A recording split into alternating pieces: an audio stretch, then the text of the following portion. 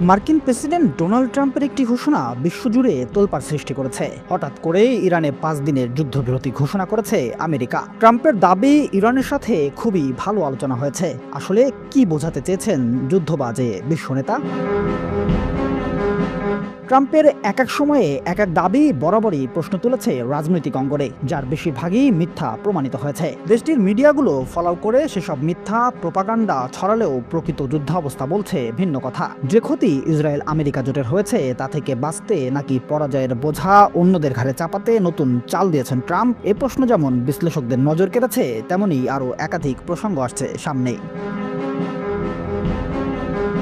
Hormuz প্রণালী ও অর্থনৈতিক ব্যবস্থা ধ্বংসের পর ন্যাটো জোট সহ মধ্যপ্রাচ্য, এশীয়, ইউরোপীয় মিত্রগুলোর মুখ ফিরিয়ে নেওয়া কি ট্রাম্প নেতানিয়াহুকে যুদ্ধবন্ধে বাধ্য করছে, নাকি নতুন নতুন ক্ষেপণাস্ত্র আর মিসাইলের উপর্যুপরি হামলায় ক্লান্ত হয়ে পড়েছে সাম্রাজ্যবাদীরা?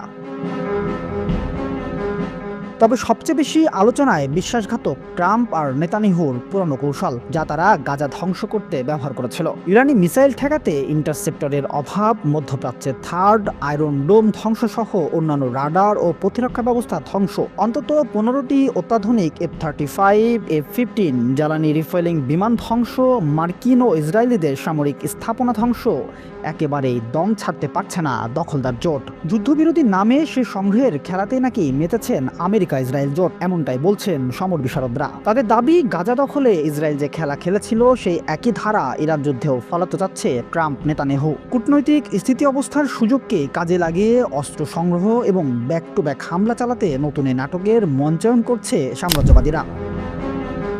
তবে ইতিহাস বলছে ভিন্ন কথা। বিগত শতাব্দী জুড়েই মিথ্যা, প্রতারণা, নোংরা কূটনীতি চালে বিশ্বব্যাপী দখল ত্রাসের রাজত্ব করে চলেছে মার্কিন ইহুদি জোট, যা মধ্যপ্রাচ্য ছাড়িয়ে পুরো বিশ্বের জন্যই হুমকি হয়ে উঠেছে।